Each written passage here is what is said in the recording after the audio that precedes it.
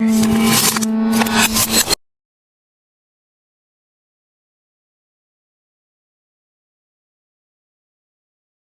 a hotel tucked behind a crumbling highway in upstate New York. No billboard, no name on the sign. Locals whisper about room 6 to 17, a room so cursed that even the cleaning staff refused to open its door after midnight. Tonight, you'll hear what happened to the last guest who ignored the warnings.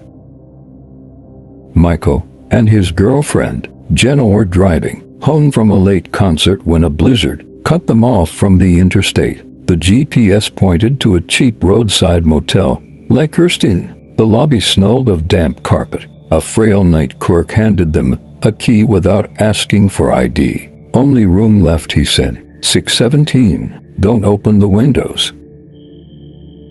In the elevator, the floor numbers skid 6. Yet when the doors opened, a hallway stretched impossibly long, lined with peeling wallpaper. Room 617 waited at the far end, door already slightly ajar. Jenna laughed it off, but Michael felt a pressure in his ears, like diving too deep underwater. Images, endless hallway, door cracked open, dim yellow lights. Midnight, a scratching sound came from the locked window. Michael crept closer. Frost coated the glass from the inside. He wiped a circle clear. Instead of snow, a face stared back, not a reflection. A gray, hollow-eyed child grinned at him through the ice. Jenna screamed as every light snapped off. In the pitch black, a voice whispered his name from inside the room. The door handle twisted violently. Michael lunged, dragging Jenna into the hallway. Behind them, the door slammed with a force that rattled the ceiling tiles. They ran only to find the hallway looping back to room 617 no matter which direction they turned. Finally, Michael hurled himself at the elevator button. When the doors opened, the clerk stood inside, smiling. "You stayed past midnight," he said. "That means the room likes you." 5.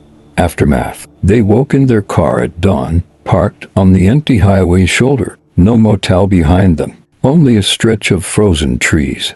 Days later, Michael's phone buzzed with a new photo in his gallery. It was their selfie from the concert, but behind them, through the crowd, the gray child from the window. Some say Lakehurst Inn burned down decades ago. Others claim room 617 still waits for anyone desperate enough to stop on a snowy night. Would you dare check in? Tell me in the comments. And don't forget to subscribe. More real horror stories are coming.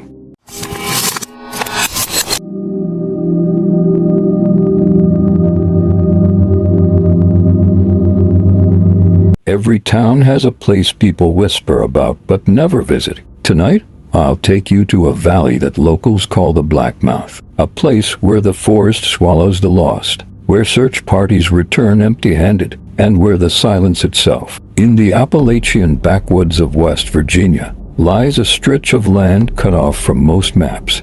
The valley is ringed by cliffs so sheer that even birds avoid flying too low. For decades, hikers have vanished without a trace. Locals say the valley has its own weather, thick fog that forms without warning, carrying a metallic smell, like old blood and rust. In October 2016, 3 amateur filmmakers, Melissa Horn, Kevin Gratt, and Tyler Reed, set out to document the legends. They told friends they'd be back in 4 days. Their car was found parked at the trailhead, keys in the ignition, food untouched. They never returned. The first search team entered the valley at dawn. Their GPS units malfunctioned within minutes. Compasses spun uselessly. Dogs refused to step past the first tree line, whining and pulling back toward the road. Rescuers described an unnatural quiet, no birds, no insects, only the soft hiss of wind through dead leaves.